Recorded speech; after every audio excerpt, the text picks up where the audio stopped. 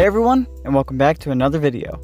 So with all the drama going down at DC right now, I thought it would be a fun idea to talk about a film that predates the DCEU timeline.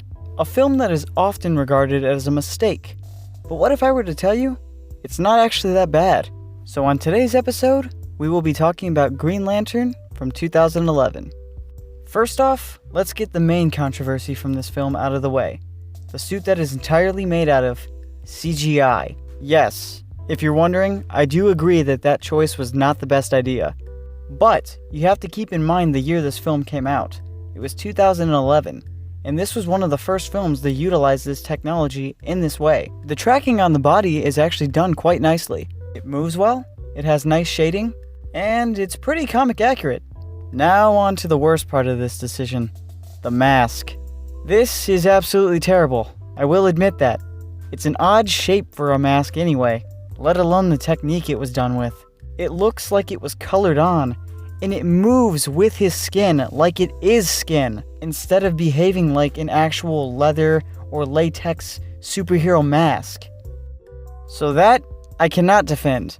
But I will say it does do something pretty close to modern technology, like when Corridor Digital put a mustache on Henry Cavill's face, completely using digital CGI techniques. Next on to the plot. It has a pretty good story actually. It involves the son of a pilot, Hal Jordan, on his journey from becoming headstrong and pushing away people he loves, into becoming one of the best pilots around the world, and the first human to be a part of the Lantern Corps.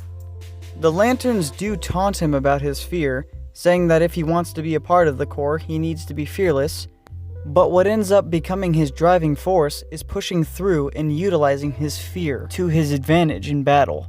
This, in my opinion, makes him the strongest of the Lanterns in a sense. He is the only Lantern that has to battle fear, making each battle that he faces just the more difficult. But his perseverance shows just how powerful he is. Another thing this film gets right is the Lantern Corps. They go through character growth alongside Hal. They go from unaccepting aliens to allies. Also a thing I wanted to mention was, yes, the villain in this film doesn't have the greatest of designs, but he is the literal embodiment of fear, making this film kind of poetic. Hal, who has been combating his own fear the entire film, has to take fear itself head on. One thing I will critique though is the secondary villain, which is one of Hal's childhood friends who becomes infected from the fear that infected the main villain. He has a horrible design and is kind of just basic, being the overlooked kid by his kid crush, a common villain trope in these films. Now on to Blake Lively's character. First off, yeah, she's beautiful. I mean, look at her. But she's also fleshed out and actually an interesting character, which isn't always the case for superhero love interests. She is also a pilot like Hal, but she does things more by the book, instead of the carefree direction Hal goes. This creates a good push and pull dynamic between the characters, keeping the film interesting. Also, speaking of special effects again, the lantern ring and the lantern itself are actually done pretty well, and the CGI in the fighting scenes are definitely not bad for the time. So overall, I'd say this film actually does hit quite a lot of good beats. It's comic accurate from what I've read, and I mean both origin-wise and suit-wise.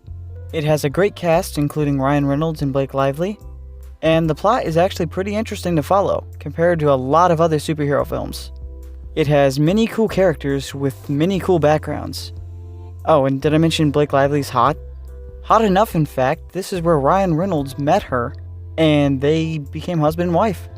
So regardless if you love or hate this film, that's a bright side to this. That, guys, is my case for Green Lantern 2011.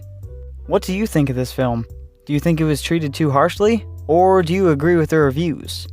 Thank you guys for watching, don't forget to like and subscribe, and see you guys next time.